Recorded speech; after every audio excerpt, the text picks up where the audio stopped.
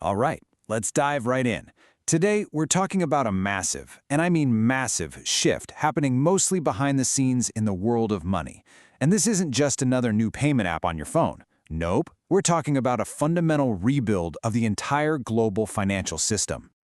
And you know what? They are not kidding. This quote really gets to the heart of it. The changes we're about to walk through are happening at the very deepest levels of finance. But trust me, they're going to have a very real impact on how you pay for things every single day. I love this metaphor of financial plumbing because it's just so perfect. We're not talking about changing the faucets or the shower head here. We're talking about ripping out all the old rusty pipes that are buried deep inside the walls of the global economy and laying down brand new ones. It is a huge, huge undertaking. So where are these new pipes being laid? Well, this isn't just one single project. It's more like a wave of upgrades happening all at once, all across the globe. And to really get a sense of the scale here, let's just do a quick trip around the world.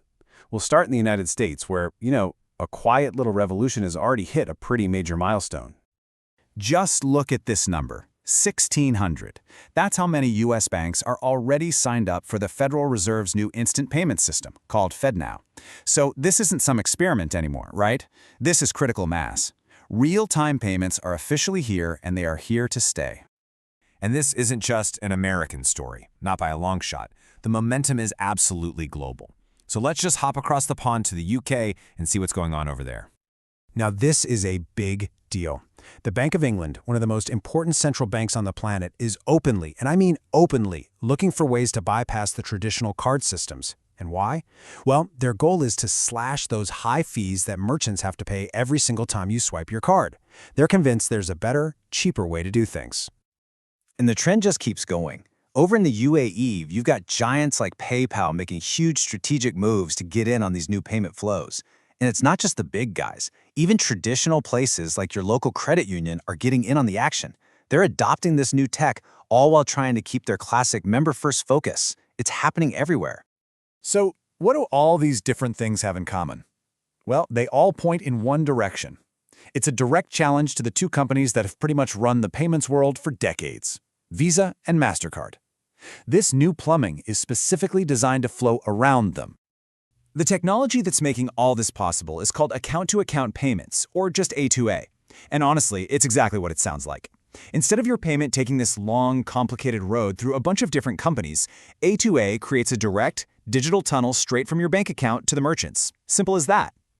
And this chart right here shows you exactly why A2A is such a game changer. With cards, you've got all these middlemen, right? And that just slows things down and adds costs every step of the way.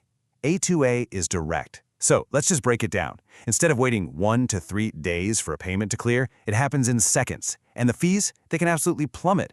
I mean, think about it. For a small business, that 2 or 3% fee on every single card transaction is a killer expense. A2A could put that money right back in their pocket. So yeah, you can see why merchants are pretty excited.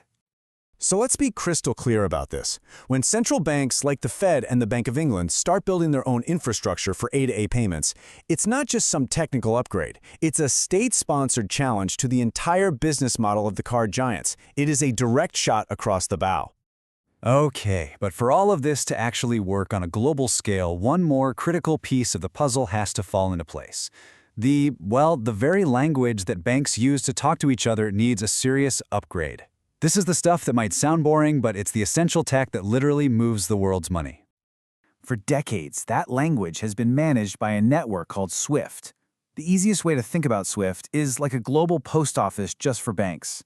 It handles all the messages that tell Bank A to send money to Bank B, no matter where they are in the world. It is the absolute backbone of international finance. But that backbone is getting a mandatory upgrade. We are right in the middle of a global migration from the old, pretty limited SWIFT system to a whole new standard. And pay close attention to that deadline, 2027.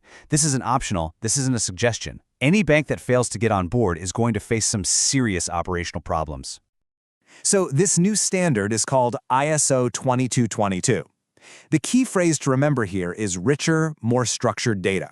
Think of it like this. The old system was like sending a telegram that just said, send $100. The new one is like sending a detailed spreadsheet that says, send $100 for invoice 743 to the marketing department. All that extra data allows for incredible automation, which makes payments faster and can automatically fix errors that used to take a human being and a bunch of phone calls to sort out. Okay, wow. We have covered a lot of ground here, right? From FedNow in the US to the Bank of England, all the way down to the nitty-gritty of the SWIFT network. So let's bring it all together and ask the big question. What does this actually mean for the future of finance and, more importantly, for you? Well, here are the main things you really need to remember. First, payments are getting way faster and a lot more direct. We're talking seconds, not days. Second, because costs for merchants are going down, that could eventually mean lower prices for all of us. Third, the data that's now attached to our money is becoming this incredibly powerful tool for automation. And finally, and this is the big one, the traditional credit card system is facing the most serious challenge it's seen in decades. And all of this leaves us with one final really crucial question.